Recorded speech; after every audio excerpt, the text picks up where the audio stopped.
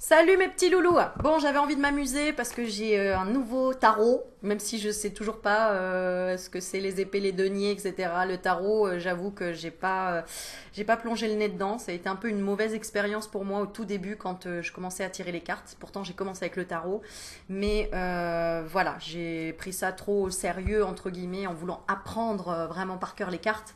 Du coup, c'était tellement compliqué que ça m'a un peu refroidi et du coup, j'ai toujours un peu de mal à lâcher prise. Mais là, eh bien, j'ai acheté un tarot qui s'appelle le Vice Versa.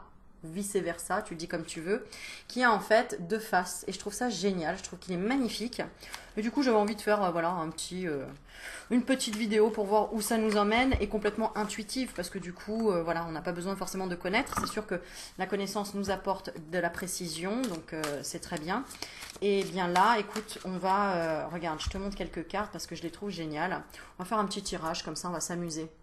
Alors là, on a le mât. Bon, bah, je connais quand même quelques cartes, hein. Le mât ou le fou. Et on a donc le devant de la carte et l'arrière de la carte. Voilà.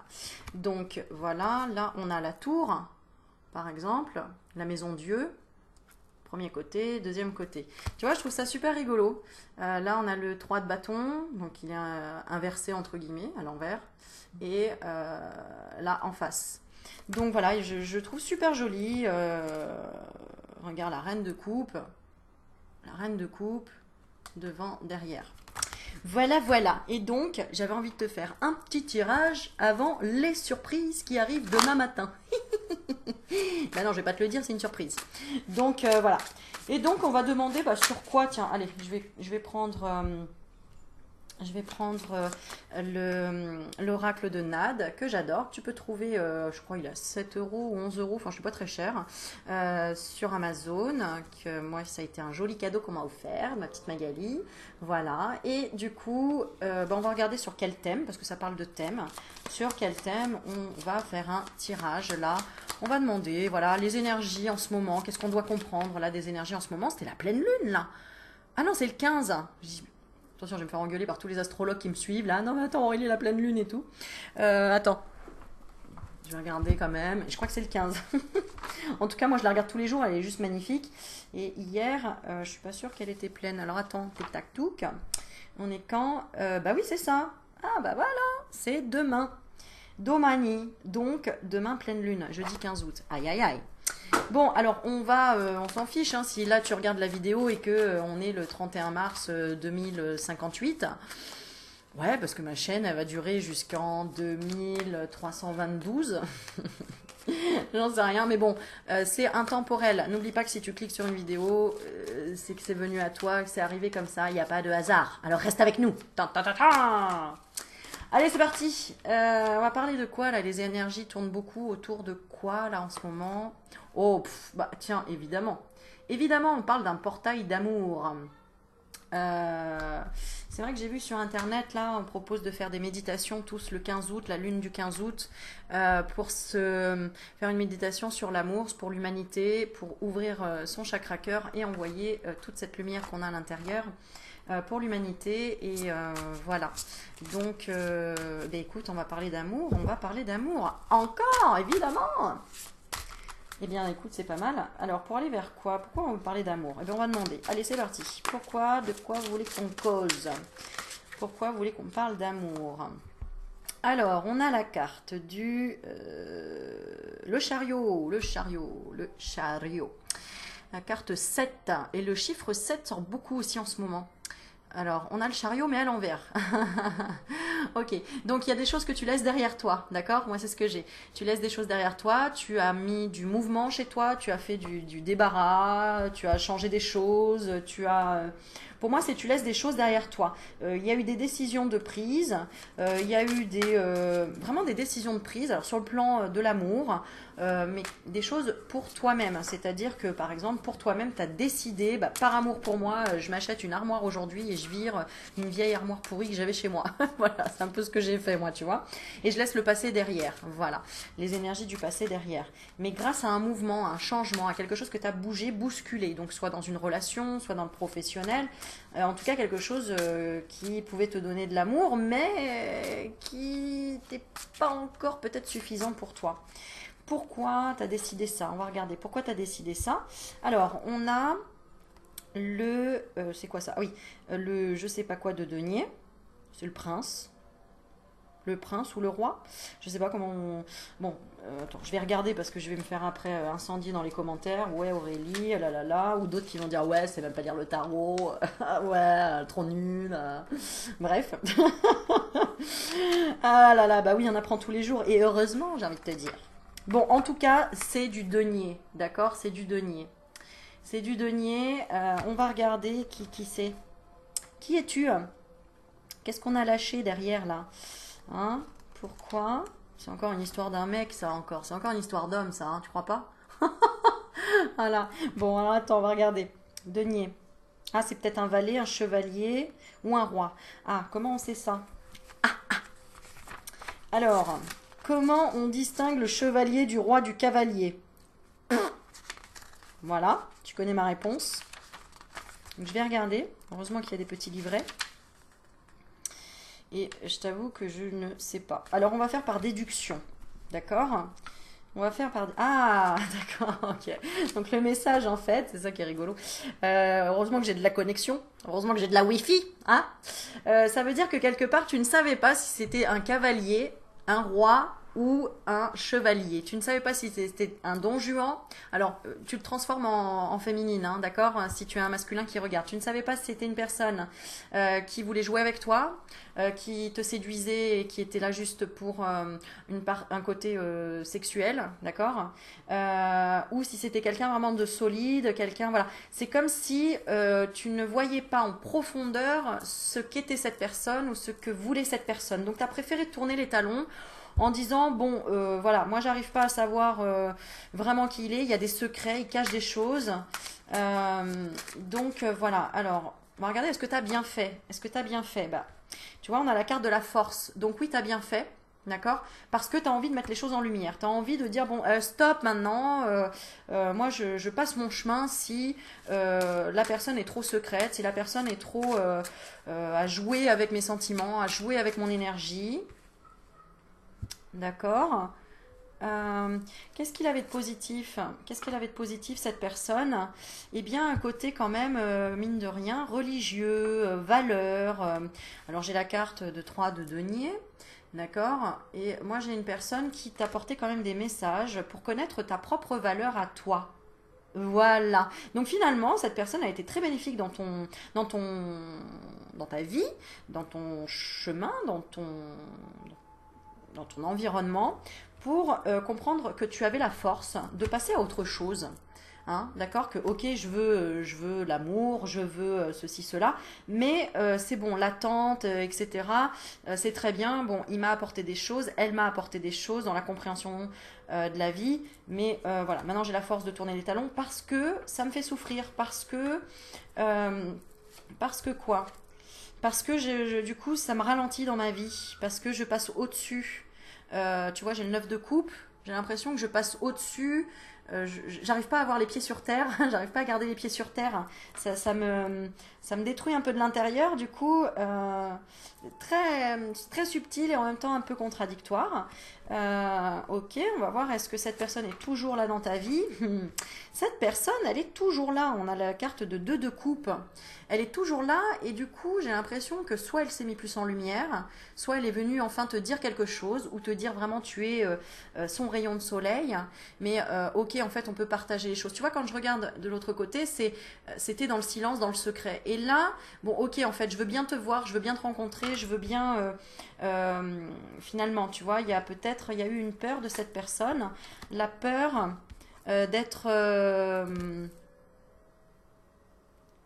Bon, faut dire aussi que c'était une personne apparemment avec un côté non mais moi je décide, c'est bon, j'ai déjà galéré dans ma vie, je décide de ce que je veux, c'est moi le chef, je suis bien ancré, je suis bien implanté, donc toi aussi viens pas quoi, voilà, viens pas m'attacher, viens pas même si quelque part je sais que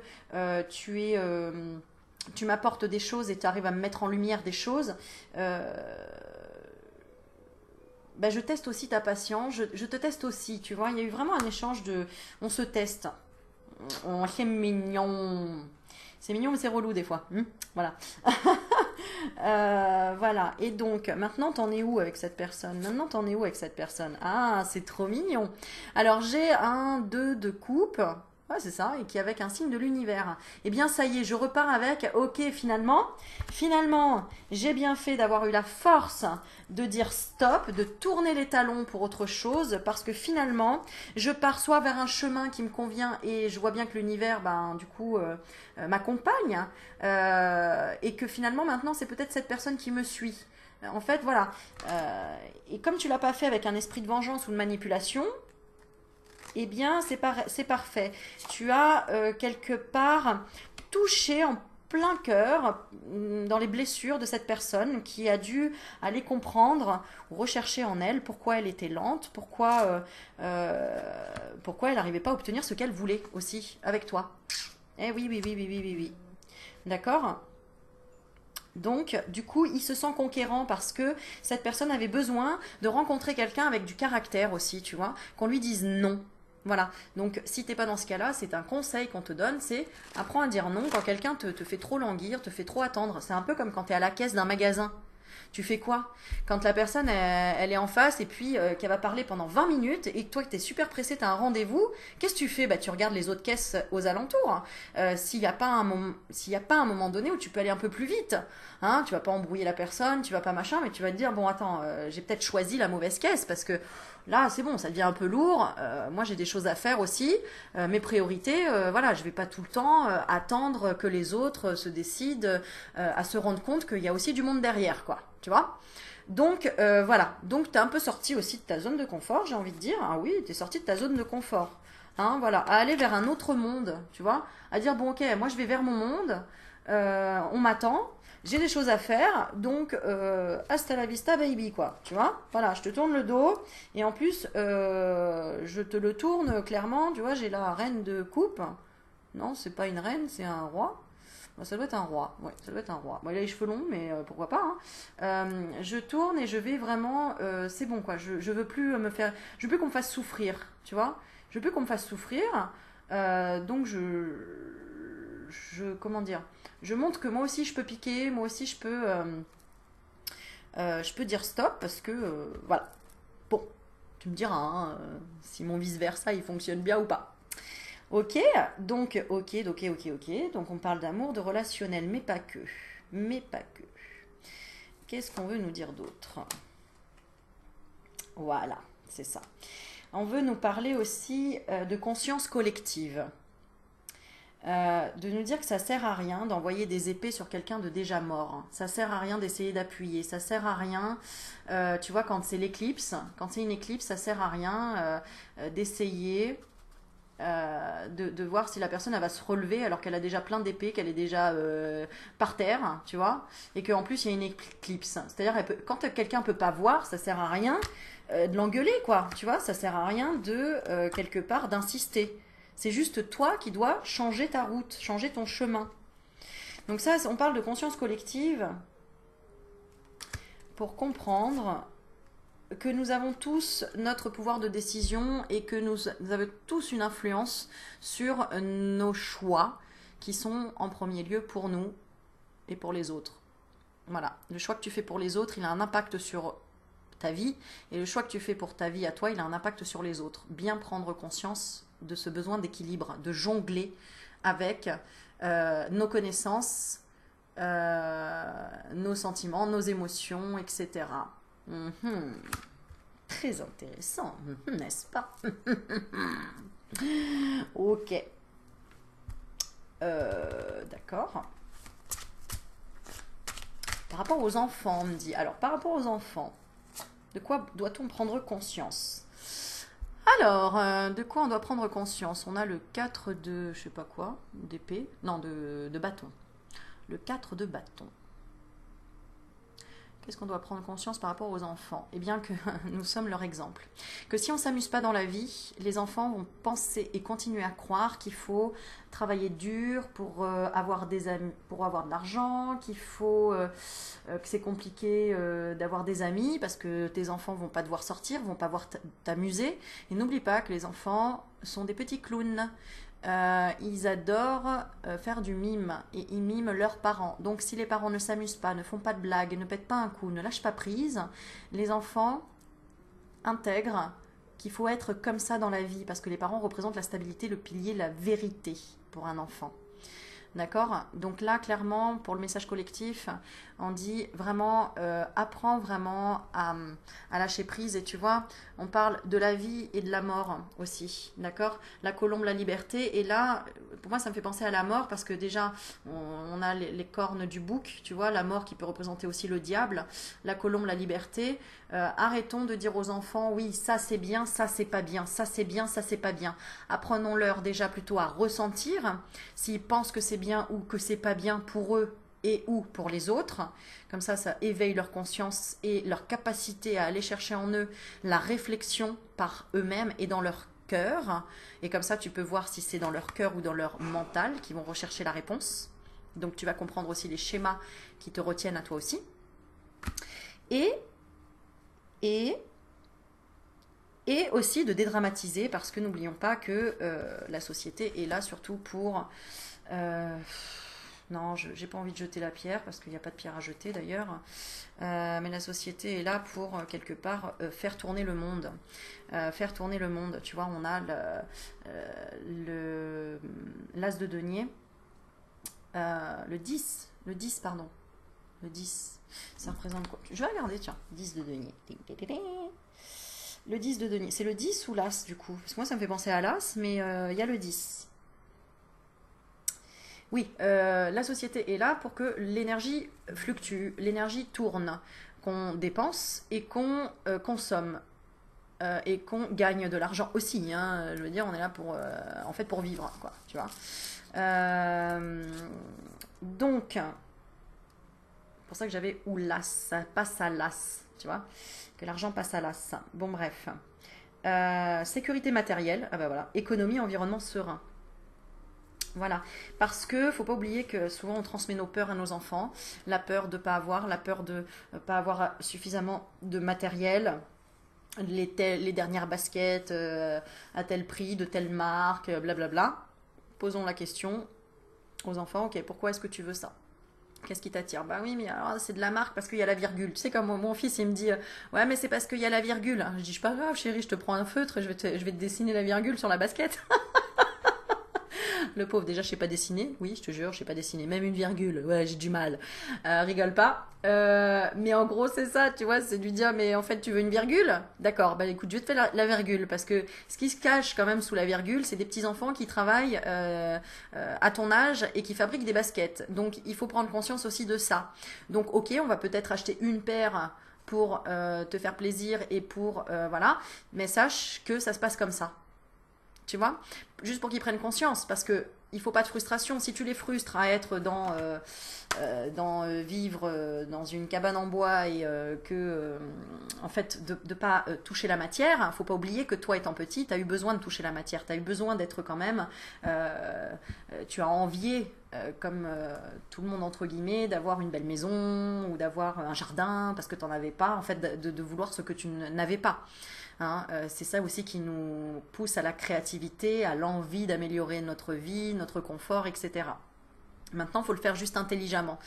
C'est-à-dire que si tu le frustres, le gosse, l'enfant, j'aime pas dire le gosse, je sais pas pourquoi je dis ça, en plus les Canadiens ils vont rigoler parce que voilà, c'est pas du tout la même définition au Canada. Je fais un coucou au Canada, aux Québécois. Donc c'est pas le frustré qui va lui faire une moralité, qui va lui donner la morale. C'est pas lui dire ah bah non, c'est comme si on te disait quand t'étais petit, quand on te disait bah finis ton assiette, hein, si tu finis pas ton assiette, ça veut dire que tu penses même pas aux petits enfants qui ont pas à manger. Ouais, enfin en fait c'est pas ça qui va changer les choses. C'est pas parce que je vais finir mon assiette et que du coup je vais me rendre malade à finir mon assiette ou que je vais m'apporter beaucoup trop de glucides, de sucre, etc. parce qu'il faut que je finisse mon assiette pour que je pense aux petits pauvres qui n'ont pas à manger, quoi. Ça change rien, ça change absolument rien parce que le pauvre il aura toujours faim.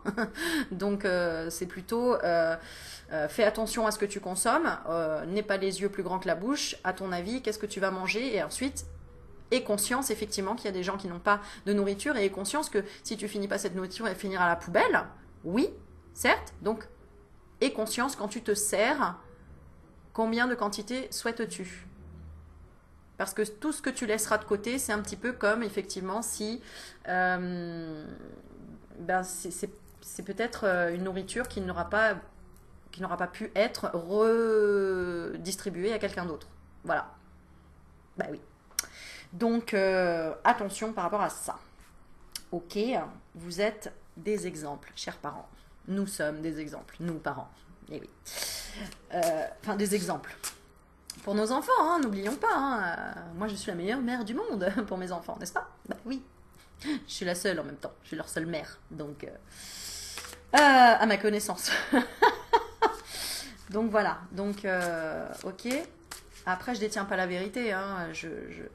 J'essaye de parler de mes expériences et en ayant évalué, du coup, en testant ces prises de conscience avec mes enfants, en leur parlant beaucoup comme ça, j'ai vu qu'effectivement, ils font leur propre choix, ils prennent leurs décisions et déjà tout petits, ils ont une conscience vraiment de faire attention aux choses, de ne pas s'attacher à la matière parce que un enfant trop gâté qui ne manque de rien, faut pas oublier une chose, c'est qu'il y a un déséquilibre et que le jour où il perdra son doudou préféré ou je ne sais quoi, il hurlera à mort et il sera d'une tristesse incroyable. Or, c'est pas ça qui lui manque vraiment au fond, c'est plutôt l'attachement avec le père ou la mère, c'est pas le doudou en soi.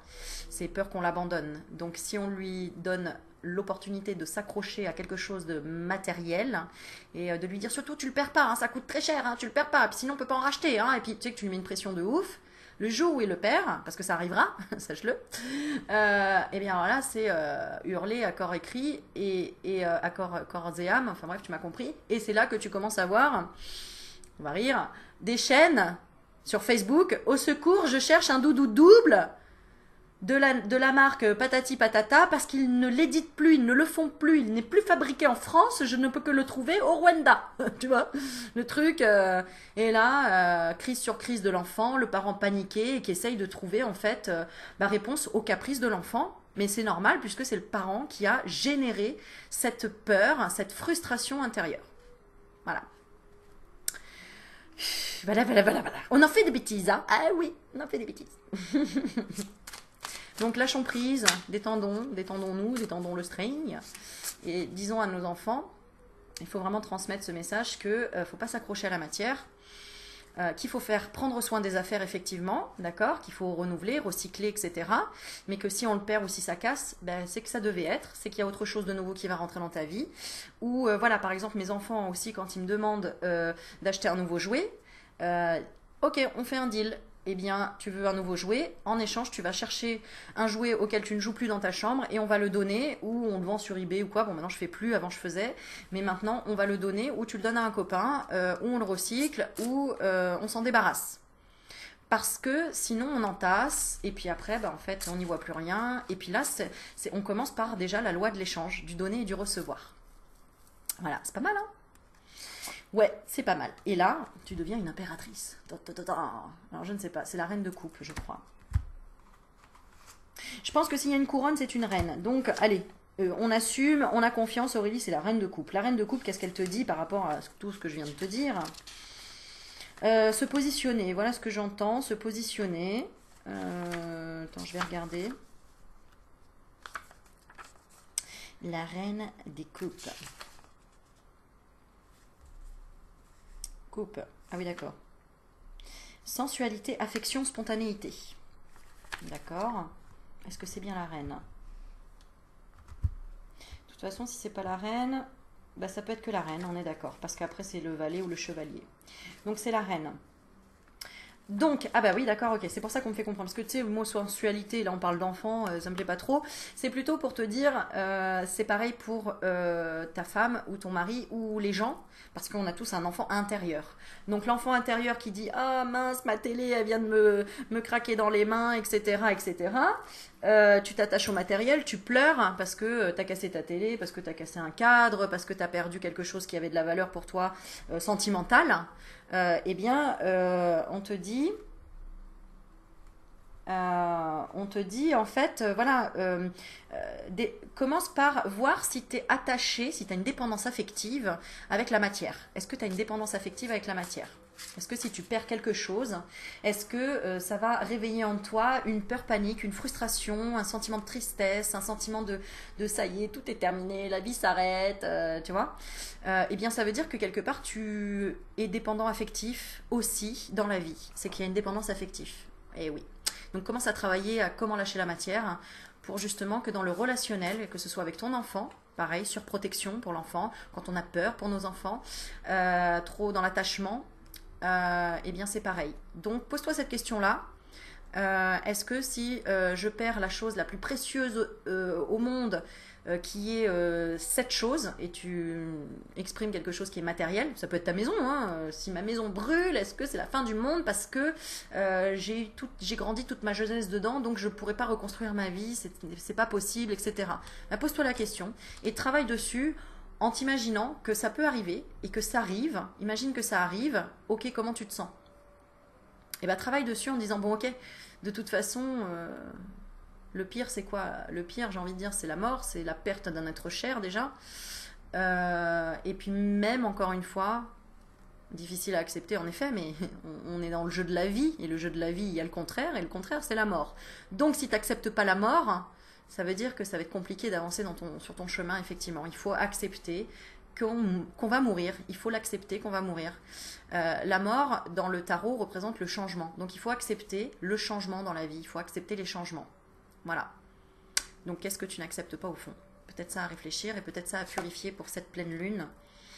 Tu vois, pour dire, regarde. Ouais.